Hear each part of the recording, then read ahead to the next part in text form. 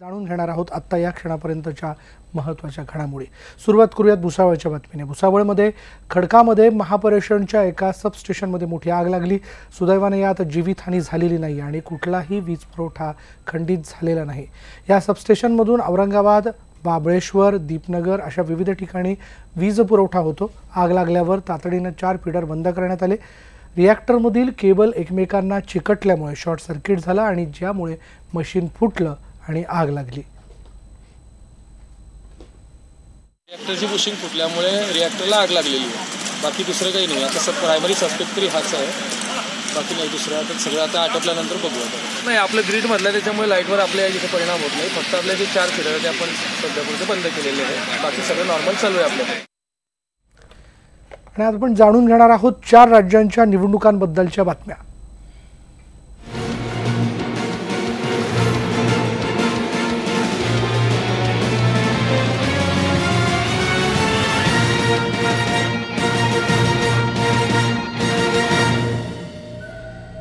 छत्तीसगडमध्ये विधानसभेच्या पहिल्या टप्प्यासाठी येत्या 12 नोव्हेंबरला मतदान होत आहे। बस्तरच्या माओवाद प्रभावित भागामध्ये होणाऱ्या या निवडणुकीवर माओवादी हिंसेचं सावट आहे आणि मतदानावर बहिष्काराचं आव्हान असल्यानं मतदान पथक आजच अतिसंवेदनशील भागात हेलिकॉप्टरने रवाना करण्यात आली आहेत। सुकमामधल्या 40 तर बस्तर विभागातल्या 6 जिल्ह्यांमध्ये 100 मतदान केंद्रातली पथकं हेलिकॉप्टरने रवाना करण्यात आली आहेत। कडेकोट बंदोबस्तात ही पथकं आज बेस कॅम्पवर मुक्काम करणार आहेत। याचाच आढावा घेतला आमचे प्रतिनिधी महेश तिवारी यांनी। नोव्हेंबरला छत्तीसगडच्या विधानसभेच्या पहिल्या टप्प्यातल्या 18 जागांसाठी मतदान होत आहे। सगळ्यात महत्त्वाचं म्हणजे देशाचं लक्ष या निवडणुकीकडे आहे, कारण काश्मीरनंतर सगळ्यात जास्त युद्धजन्य परिस्थिती आपल्याला बघायला मिळत असेल ती बस्तरमध्ये। छत्तीसगडचा बस्तरमधले तब्बल 100च्या जवळपास मतदान केंद्र आहेत, ज्या ठिकाणी हेलिकॉप्टरने मतपेट्या रवाना करण्यात आलेले आहे। आणि याच्यामध्ये आज आपण बघितलं तर मी सध्या सुकमामध्ये आहे। या ठिकाणी मतदानाची तयारी पूर्ण झालेली आहे। या ठिकाणी सगळी मतदान पथकं पूर्ण तयार आहेत आणि कडेकोट सुरक्षा बंदोबस्तामध्ये ही मतदान पथकं या ठिकाणाहून आज रवाना होणार आहेत। सगळ्यात महत्त्वाचं म्हणजे हेलिकॉप्टरनं सुकमा जिल्ह्यातली 40 अतिसंवेदनशील जे मतदान केंद्र आहे त्या ठिकाणची मतदान पथकं हेलिकॉप्टरमधून रवाना करण्यात आलेली आहे। आणि हीच परिस्थिती जी आहे बिजापूर असेल, दंतेवाडा असेल, सोबतच कांकेर असेल आणि गडचिरोलीला लागून असलेलं राजनांदगाव या जिल्ह्यामध्ये माओवाद्यांच्या हिंसक कारवाया असलेली अतिसंवेदनशील मतदान केंद्र, ज्या ठिकाणी बहिष्कारामुळे हिंसक कारवायांचं सावट आहे। मतदान पथकं त्या ठिकाणी पोहोचणं खूप कठीण असतं, कारण माओवादी ॲम्ब्युश लावून बसलेले असतात आणि पायी प्रवास हा 40 ते 50 किलोमीटरचा होतो। त्यामुळे अनेक ठिकाणी बस्तरमध्ये 70पेक्षा जास्त मतदान केंद्र ही सुरक्षित ठिकाणी हलवण्यात आलेली आहे। मात्र तिथं सुद्धा हेलिकॉप्टरनंच मतदान पथकं रवाना करण्यात आलेली आहे। महेश तिवारी, न्यूज 18 लोकमत, सुकमा, छत्तीसगड। तर छत्तीसगडमध्ये आज प्रचाराचा शेवटचा दिवस आहे। आज दिवसाच्या सुरुवातीला राहुल गांधी राजनांदगावच्या गुरुद्वाऱ्यात गेले होते। त्यांना बघण्यासाठी तिथे बरीच गर्दी जमा झाली होती। दर्शन घेतल्यानंतर कडक बंदोबस्तात ते सभेच्या स्थळी रवाना झाले। छत्तीसगडच्या कंकडमधल्या सभेत राहुल यांनी पुन्हा एकदा मोदींवरती टीका केली आहे। अब नोटबंदी की बात नहीं करते, अब गब्बर सिंह टैक्स की बात नहीं करते, चुप हो गए। अब चौकीदार भ्रष्टाचार की भी बात नहीं करता है। आपने देखा होगा 30,000 करोड़ रुपए अंबानी जी को दिए, पकड़े गए। अब चौकीदार भ्रष्टाचार की बात नहीं करता। तर भाजप अध्यक्ष अमित शहांनी आज छत्तीसगडच्या जाहीरनाम्याचं अनावरण केलं। रायपूरमधल्या या कार्यक्रमाला मुख्यमंत्री रमण सिंगही उपस्थित होते। छत्तीसगडमध्ये गेल्या 15 वर्षात माओवाद कमी झाला असा दावा शहांनी केला। छत्तीसगडमध्ये 18 जागांसाठी सोमवारी मतदान आहे आणि राहिलेल्या 72 जागांसाठी 20 तारखेला मतदान पार पडेल। कांग्रेस पार्टी ने इस देश पर करीब करीब 55 साल तक राज्य किया है, मगर देश के अंतिम व्यक्ति तक विकास पहुंचाने का काम जहां जहां भारतीय जनता पार्टी की सरकारें बनी और अब केंद्र की नरेंद्र मोदी सरकार करेगी। यानंतर जाणून घेऊयात इतरही बातम्या। डॉक्टर काशीनाथ घाणेकर चित्रपटाला प्राईम टाइम शो मिळावा या मागणीसाठी कल्याणमध्ये मनसेतर्फे खळखट्याक स्टाईल आंदोलन करण्यात येणार होतं आणि तसा इशाराही त्यांनी दिला होता। मात्र त्याआधीच आता डॉक्टर काशीनाथ घाणेकर चित्रपटाचे दिवसभरात 2 शो आणि प्राईम टाईमचे शो असे दिवसाला एकूण 4 शो लागणार असल्याचं मल्टिप्लेक्स चालकांनी मान्य केल्यानं आता डॉक्टर काशीनाथ घाणेकर चित्रपटाला प्राईम टाईम शो मिळवून देण्यात मनसे यशस्वी झाली आहे असं म्हणावं लागेल. डॉक्टर काशीनाथ घाणेकर या सिनेमानं रिलीजच्या पहिल्याच दिवशी 85 लाखांची कमाई केली असून हा ओपनिंग विक्रमी आकडा असल्याची चर्चा सुरू आहे. दरवेळेला मराठी सिनेमांवर अन्याय होणार, मराठी कलाकारांवर अन्याय होणार, महाराष्ट्रामध्ये मराठी माणसांवर अन्याय होणार आणि महाराष्ट्र नवनिर्माण सेना आंदोलन करणार, आमच्या सहकार्यांवर कारवाई होणार. आम्हाला काही फरक पडत नाही कारवाई झाली काही. का आम्हाला राजसाहेबांनी सांगितलेलंच आहे की जिथे अन्याय दिसेल तिथे आदेशाची वाट न पाहता लाथ मारा म्हणून, आणि वेळोवेळी आम्ही हे करणारच. मल्टिप्लेक्सवाल्यांना शरम नाही वाटत? यांची साऊथमध्ये आणि इतर ठिकाणी यांची हिंमत तरी होईल का त्या तिकडच्या भाषेचे सिनेमे सोडून हिंदी आणि इंग्रजी सिनेमे लावावेत? पुढे पाहूयात. राज्यातील एकूण 3266 मोठ्या, मध्यम आणि लघु प्रकल्पातील पाणीसाठा कडक उन्हामुळे घटतोय. सध्याच्या घडीला या प्रकल्पात फक्त 57% पाणीसाठा शिल्लक आहे. गेल्या वर्षीच्या तुलनेत 18% घट झाली असून अनेक बंधारे कोरडे पडल्याचं पाहायला मिळतंय. मराठवाडा, नाशिक, पुणे आणि अमरावती विभागात पाणी टंचाई निर्माण झाली असून मागील वर्षीच्या तुलनेत मराठवाडा विभागातील धरणांमधील पाणीसाठा तब्बल 46% घटलाय. प्रकल्पनिहाय पाणीसाठा किती आपण जाणून घेऊयात. मोठे प्रकल्प पाणीसाठा जर आपण लक्षात घेतला आणि गेल्या वर्षीचा साठा जर लक्षात घेतला तर एकूण मोठे प्रकल्प आहेत 140, पाणीसाठा आहे 62.58% आणि गेल्या वर्षीचा पाणीसाठा आहे 80.38%. तर मध्यम प्रकल्प एकूण आहेत 258, यंदाचा पाणीसाठा आहे 50.23% आणि गेल्या वर्षी हा आकडा होता 70.7%. लघु प्रकल्प जर आपण लक्षात घेतले यावर्षीचा पाणीसाठा दिसून येतोय 37.71% आणि गेल्या वर्षीचा पाणीसाठा आहे 55.26%. म्हणजे एकूणच यावर्षी पाणीसाठा चांगलाच घटलाय. अमरावतीमध्ये पाणीसाठा यंदाचा आहे 54.90%, गेल्या वर्षी होते 41%. कोकणात यंदाचा पाणीसाठा आहे 83.51%, गेल्या वर्षी हाच आकडा होता 90.81%. नागपूरमध्ये यंदा पाणीसाठा आहे 31.65% आणि गेल्या वर्षीचा पाणीसाठा होता 40.83%. तर नाशिकमध्ये यंदाचा पाणीसाठा आहे 59.93%, गेल्या वर्षीचा हाच पाणीसाठा बघा मोठा आकडा आहे हा 84%. पुण्यामध्ये यंदाचा पाणीसाठा आहे 74.63%, गेल्या वर्षीचा पाणीसाठा आहे 91.48%. मराठवाड्यात यंदाचा पाणीसाठा आहे फारच कमी आहे, तो म्हणजे 23.14% आणि गेल्या वर्षी पाणीसाठा जो होता तो 59.25%. गेल्या 12 दिवसांपासून बंद असणारे कोल्हापुरातील साखर कारखाने येत्या सोमवारपासून सुरू करण्याचा निर्णय घेण्यात आला. कारखानदार आणि स्वाभिमानी शेतकरी संघटनेच्या झालेल्या बैठकीमध्ये हा निर्णय घेण्यात आला. कारखानदारांनी एक रकमी FRP देण्यासाठी मंजुरी दिल्यानं कारखाने सोमवारपासून सुरू होणार आहेत आणि त्यामुळे येत्या सोमवारपासून कोल्हापुरातील 21 कारखाने सुरू होतील. तर कोल्हापूर जिल्ह्यातील कागलमधील राष्ट्रवादी काँग्रेसचे आमदार हसन मुश्रीफ यांना आपल्याच मतदारसंघातील लोकांच्या रोषाला आज सामोरं जावं लागलं. संतप्त नागरिकांनी मुश्रीफ यांच्यावर पाण्याच्या घागरी फेकण्याचा प्रयत्न केला. आमदार हसन मुश्रीफ यांचा साखर कारखाना कागल तालुक्यातील बेलेवाडी इथे आणि या कारखान्यामुळे नदीचं पाणी प्रदूषित होतं. त्याच पाण्याचा गावात पुरवठा होतो आणि ते प्रदूषित पाणी प्यावं लागतं असा आरोप इथल्या ग्रामस्थांचा आहे. त्यामुळे आज हसन मुश्रीफ हे साखर कारखान्याकडे जात असताना संतप्त नागरिकांनी त्यांना घेराव घातला. यावेळी हसन मुश्रीफ यांचे कार्यकर्ते आणि ग्रामस्थ यांच्यामध्ये बाचाबाची झाली. अजूनही या भागात तणावाची परिस्थिती असून हे प्रदूषण थांबवावं अशी मागणी ग्रामस्थांनी केली. आपण ही दृश्य पाहतो ही कागल तालुक्यातील बेलेवाडी गावातील आहेत आणि संतप्त नागरिकांचा रोष पाहून आमदारांना काढता पाय घ्यावा लागला.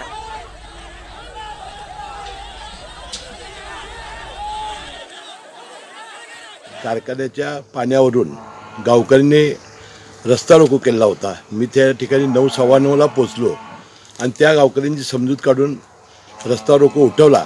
मी गेल्यानंतर आमचे जे कारखान्याचे कर्मचारी व गावातील काही कार्यकर्ते यांच्यात थोडी चकमक झाली आणि जी घागर फेकलेली आहे ती मी तिथून गेल्यानंतरचा फोटो आहे तो. त्यामुळं कृपया कुणी गैरसमज करू नये. ही सदर घटना ही किरकोळ होती. राजकारणामुळे सातत्यानं अशा घटना घडतात. मुंबई गोवा महामार्गावरील कापसाळ इथे कार आणि रिक्षाचा जोरदार अपघात झाला। गोव्याच्या दिशेला जाणाऱ्या एका महिंद्रा TUV कारने रिक्षाला जोरदार धडक दिली। ही धडक एवढी जोरदार होती की रिक्षा रस्त्यापासून जवळपास 15 फूट लांब फेकली गेली। यात 5 जण जखमी झाले असून 1 जण गंभीर जखमी आहे। अपघातात जखमी झालेल्यांना डेरवण इथे उपचारासाठी हलवण्यात आले।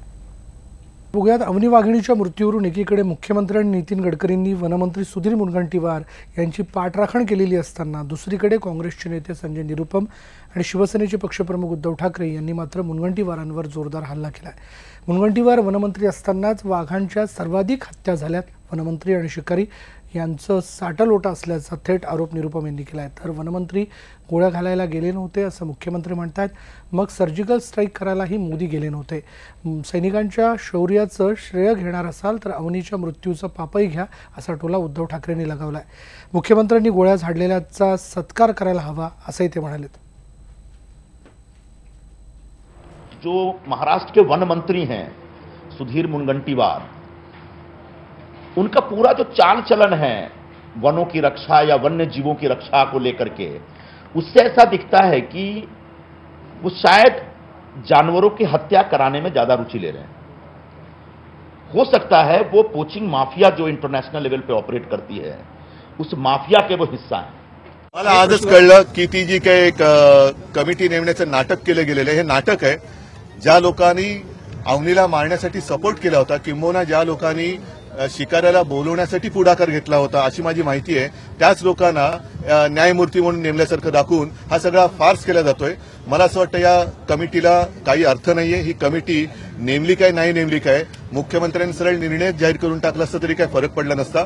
म्हणून ही कमिटी पूर्णपणे रद्द करून न्यायालयीन चौकशी झाली पाहिजे किंबहुना किमान निवृत्त न्यायाधीश जो निपक्षपातीपणाने या सगळ्या गोष्टीचा विचार करू शकेल अशा व्यक्तीच्या मार्फत ही चौकशी झाली पाहिजे। दिवाळी आणि वीकेंडच्या सुट्ट्यांमुळे पर्यटन स्थळांवर मोठ्या प्रमाणात गर्दी पाहायला मिळते। महाराष्ट्राचं नंदनवन असणारं कोकण असो की मिनी काश्मीर महाबळेश्वर असो, सगळीकडे पर्यटकांनी हाऊसफुल झालेलं वातावरण पाहायला मिळते। तर दुसरीकडे शिर्डीमध्येही साईंच्या दर्शनासाठी भाविक गर्दी करतात। दापोलीचे समुद्रकिनारे पर्यटकांनी फुलून गेलेत। कोकणातल्या पाहुणचारासाठी पर्यटक आकर्षित झालेत। तर उन्हानं लाहीलाही होत असताना महाबळेश्वरमध्ये मात्र गुलाबी थंडी अनुभवण्यासाठी लोकांची गर्दी वाढते।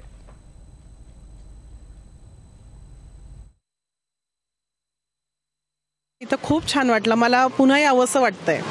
खूप छान वाटलं, अगदी म्हणजे भारी आहे समुद्र किनारा आणि हा खोल नाहीये। सकाळी आम्ही डॉल्फिन पाहायला गेलो आतमध्ये, खूप छान डॉल्फिन आहेत। तर डॉल्फिन राईड म्हणून इथे आतमध्ये आपल्याला बोटीतून आत घेऊन जातात समुद्रात। तर तिथे डॉल्फिन असे तुम्हाला छान असे उड्या मारताना जम्पिंग करताना दिसतात। यानंतर एक दुःखद बातमी अशी आहे की अभिनेत्री लालन सारंग यांच्यावर आज दुपारी 1च्या दरम्यान अंत्यसंस्कार करण्यात आलेत। सकाळी त्यांचं पार्थिव पुण्याहून मुंबईला आणण्यात आलं होतं। माटुंग्याच्या यशवंतराव चव्हाण नाट्यगृहामध्ये त्यांचं पार्थिव अंत्यदर्शनासाठी आणण्यात आलं होतं। तर शिवाजी पार्क इथे त्यांच्यावर अंत्यसंस्कार करण्यात आले। यावेळी सांस्कृतिक कार्यमंत्री विनोद तावडे, अभिनेत्री सविता मालपेकर, अभिनेत्री निर्मिती सावंत, अभिनेत्री सुकन्या कुलकर्णी, अभिनेत्री प्रतीक्षा लोणकर, अभिनेता तुषार दळवी, निर्माते विजय केंकरे यांच्यासह नाटक चित्रपटसृष्टीतील अनेक मान्यवर उपस्थित होते। तर रसिक श्रोत्यांनीही त्यांच्या अंत्यदर्शनासाठी गर्दी केली होती।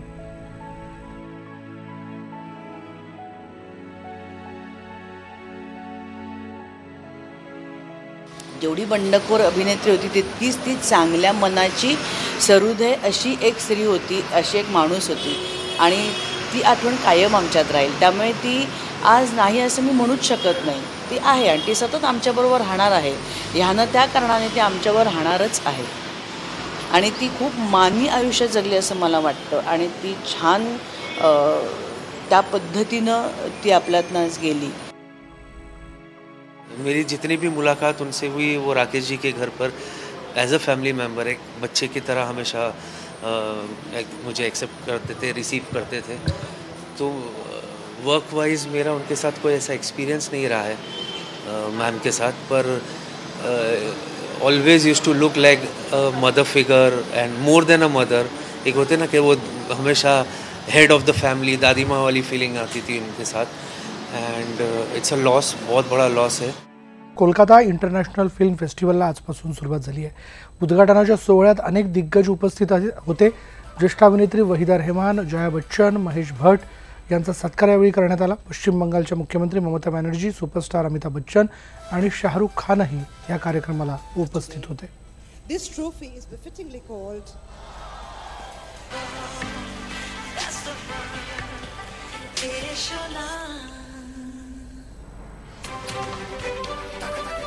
Thank you.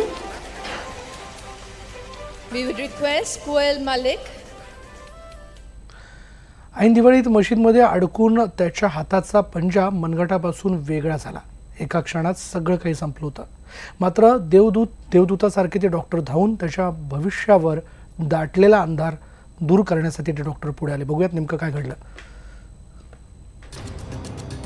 डॉक्टरांची सुरू असलेली ही धावपळ आणि तयारी एका ऑपरेशनची आहे. पण हे ऑपरेशन नेहमीसारखं नव्हतं, तर ते जरा जास्तच कठीण होतं. कारण या ऑपरेशनमध्ये डॉक्टर राजेंद्र नेहते आणि त्यांच्या सहकाऱ्यांनी जोडला एक हात. हो, एक हात.